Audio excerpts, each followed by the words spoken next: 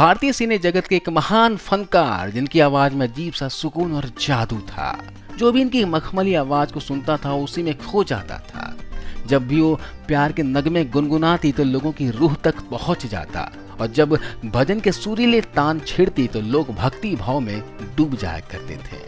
लेकिन क्या आप जानते हैं कि इन्होंने महज 4 साल की उम्र में स्टेज परफॉर्मेंस दी और 6 साल की उम्र में दूरदर्शन के लिए गाना गाया था। गूंजी सी है सारी फिजा। क्या आप मानेंगे कि ये 34 से भी ज्यादा भारतीय भाषाओं में गाना गाने वाली एकमात्र प्लेबैक सिंगर हैं, और साथ ही साउथ फिल्म इंडस्ट्री में ये लता जी और आशा जी जैसे दिग्गज गायिकाओं से भी ज्यादा प्रसिद्ध रही हैं। मुकुंदा मुकुंदा कृष्णा मुकुंदा मुकुंदा। और क्या आप यकीन करेंगे कि इन्होंने मराठी होते हुए भी साउथ फिल्मों में गाए गए अपने गीतों के लिए 2 फिल्म फेयर और 1 नेशनल अवार्ड अपने नाम किया, और ये ऐसा कारनामा करने वाली एकमात्र गैर दक्षिण भारतीय सिंगर हैं। ये टैलेंटेड सिंगर जिनकी मधुर आवाज हिंदी और साउथ फिल्म इंडस्ट्री के साथ ही श्रीलंका, नेपाल, सिंगापुर और मलेशिया में भी बेहद पॉपुलर है। जानेंगे और भी बहुत कुछ, आप बने रहिए हमारे साथ। आज हम बात कर रहे हैं टैलेंटेड और मशहूर प्लेबैक सिंगर की, जिनके नाम में ही वो सरगम है जो 7 सुरों को पिरोकर बनता है। जी हाँ, हम बात कर रहे हैं प्लेबैक सिंगर साधना सरगम की। जाने जा जाने जा।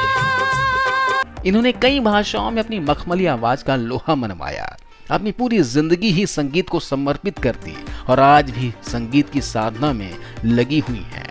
तो चलिए जानते हैं कि कौन है साधना सरगम और कैसे शुरू हुई इनके संगीत की साधना। मेरे नैनों में फूल खिले सब तेरी खुशबू के। साधना सरगम का जन्म 7 मार्च 1969 को महाराष्ट्र के रत्नागिरी जिले के शहर दाभोल में संगीतकारों के एक मराठी परिवार में हुआ था। इनके पिता का नाम पुरुषोत्तम घानेगर और माता का नाम नीला था। इनकी मां एक प्रशिक्षित शास्त्रीय गायिका और एक म्यूजिक टीचर भी थी। यानी बचपन में इनके घर का माहौल पूरी तरह संगीतमय था, और इन्हें संगीत की प्राथमिक शिक्षा अपने घर में मां से ही मिली। इन्होंने महज 4 साल की छोटी सी उम्र में ही संगीत त्योहार सवाई गंधर्व के मौके पर स्टेज पर अपना पहला गीत गाया, जिसके लिए इन्हें बहुत तारीफ मिली। इसके बाद इन्होंने 5-6 साल की उम्र में दूरदर्शन पर एक लोकप्रिय गीत गाया, सूरज एक चंदा एक तारे अनेक, जो समय के बच्चों के बीच बहुत ही पॉपुलर हुआ। सूरज एक चंदा एक। ये गीत मशहूर संगीतकार वसंत देसाई ने बनाया था। इन्हीं ने साधना की मां को समझाया कि इन्हें क्लासिकल के साथ साथ लाइट म्यूजिक की भी शिक्षा दिलवाए, और साथ ही ये भी कहा कि साधना दोनों को हैंडल करने में सक्षम है। इनकी मां म्यूजिक कंपोजर अनिल मोहले को जानती थी, और वो उन दिनों म्यूजिकल जोड़ी कल्याण जी आनंद जी के लिए म्यूजिक अरेंजिंग का काम देखते थे। उन्होंने ही साधना को मिलवाया था, और इसके बाद साधना 1978 में आई फिल्म तृष्णा में कोरस गाया था। गीत के बोल थे पम परम पम बोले जीवन के सरगम। तम तररम पम पम पम पम पम पररम पम पम पम पम बोले बोले। इस गीत के मुख्य गायक किशोर कुमार थे। इस गाने में भले ही इन्होंने कोरस में गाना गाया, पर कल्याण जी आनंद जी को इनकी आवाज बहुत पसंद आई, और कल्याण जी ने ही इनका नाम साधना घानेकर से बदलकर साधना सरगम कर दिया। खैर, इनकी संगीत की शिक्षा और पढ़ाई लिखाई जारी रही, और 10 साल की उम्र में इन्हें केंद्र सरकार की तरफ से स्कॉलरशिप भी मिल गई।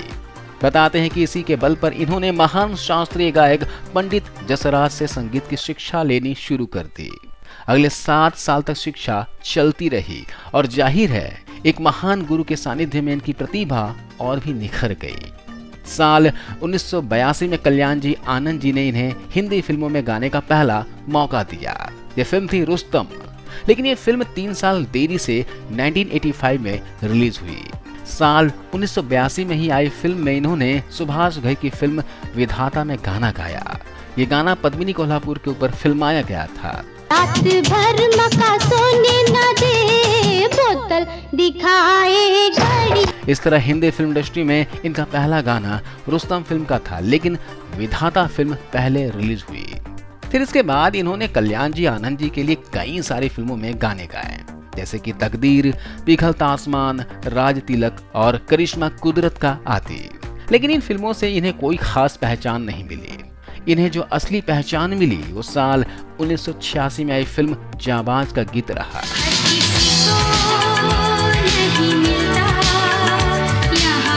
इसके बाद इन्हें कई दूसरे संगीतकारों ने भी नोटिस किया और काम मिलना शुरू हो गया, जिनमें राजेश रोशन, अन्नू मल्लिक, लक्ष्मीकांत प्यारेलाल और आर.डी. बर्मन जैसे संगीतकार शामिल थे।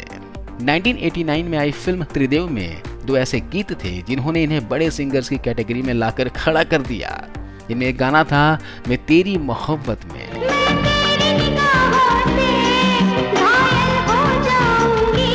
और दूसरा गीत था गजर ने किया है इशारा।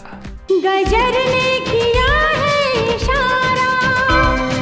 साल 1990 में आई फिल्म जुर्म के गाने जब कोई बात बिगड़ जाए से इनके करियर को एक नई उड़ान मिली और फिर इन्होंने कभी पीछे पलटकर नहीं देखा। साल 1988 में आई बी.आर. चोपड़ा की फेमस टीवी सीरीज महाभारत के लिए भी कई गाने गाए। इसके बाद साल 1992 में आई फिल्म विश्वात्मा के गाने 7 समंदर पार से तो साधना सरगम ने वाकई इंडस्ट्री में तहलका मचा दिया। ये गाना रिलीज होते ही बच्चे बच्चे की जुबान पर चढ़ गया।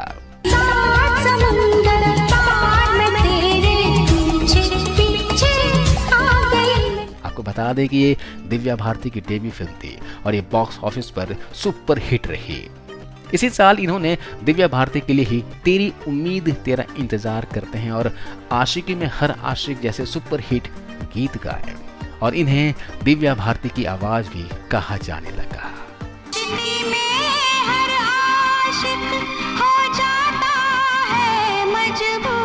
साल 1992 में इन्होंने उदित नारायण के साथ जो जीता वही सिकंदर फिल्म के लिए पहला नशा गीत गाया, जो कि बहुत बड़ा हिट साबित हुआ।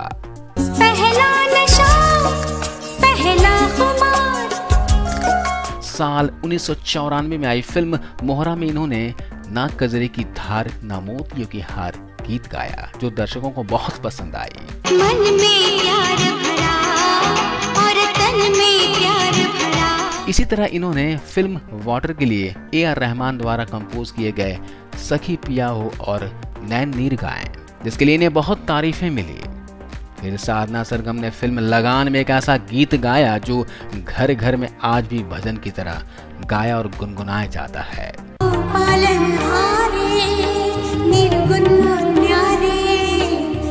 इसके अलावा साथिया फिल्म का रात की चादर तले, सपने मूवी का चंदारे कभी तो ज़मीं पर आ। इसके अलावा भी इन्होंने बहुत से सुपर हिट गाने दिए हैं। साधना सरगम ने हिंदी के अलावा तेलुगु, तमिल, उड़िया, बंगला, गुजराती जैसी 34 से भी अधिक भारतीय भाषाओं में गीत गाए, जो कि एक रिकॉर्ड है।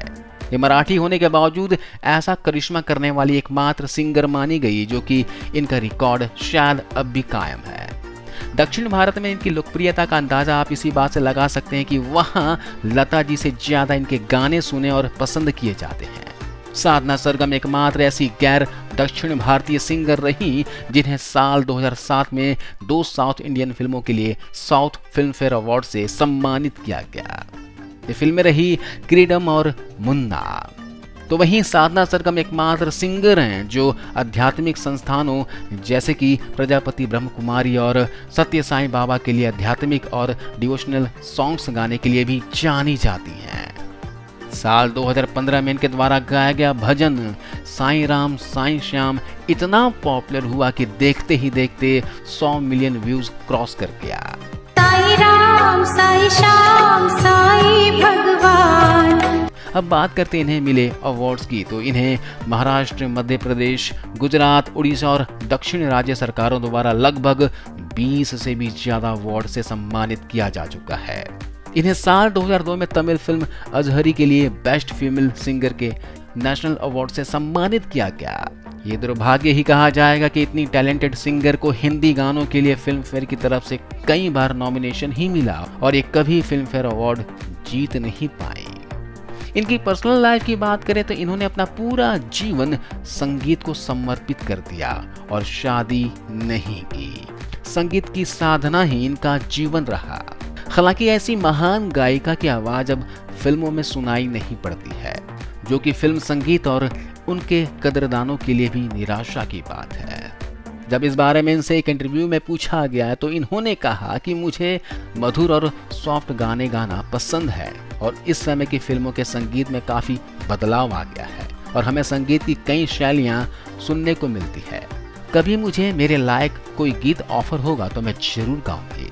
आगे ये कहती हैं कि जब मैं फिल्मों में आई तो लता मंगेशकर और आशा भोसले जैसे सिंगर टॉप पर थी और उन्हें सुन सुनकर ही मैंने फिल्मों में गाना सीखा और फिर ऐसा दिन भी आया कि मुझे उनके साथ गाने का भी मौका मिला और मुझे हमेशा ही लता जी की सादगी और आशा जी की एनर्जी ने प्रभावित किया।